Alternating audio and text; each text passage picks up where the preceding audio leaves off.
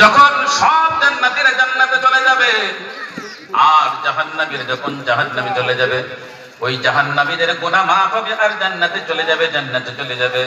এরপরে যখন আর জাহান্নামে একজনও ঈমানদার থাকবে না, সব যখন জান্নাতে চলে যাবে, আল্লাহ রাব্বুল আলামিন তখন ওই জান্নাতের আড়ালে অর্থাৎ জান্নাতীদের আড়ালে ৭০টা পর্দার আড়ালে আল্লাহ তাআলা আসবেন আর এসে জান্নাতীদেরকে সম্বোধন করে কিছু কথা আলোচনা করবে।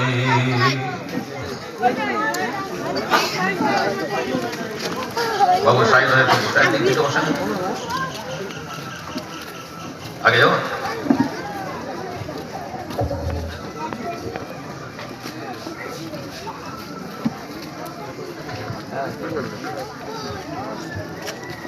যারা দাঁড়িয়ে আছেন ভিতরে চলে আসুন, অনেকটাই জায়গা রয়েছে।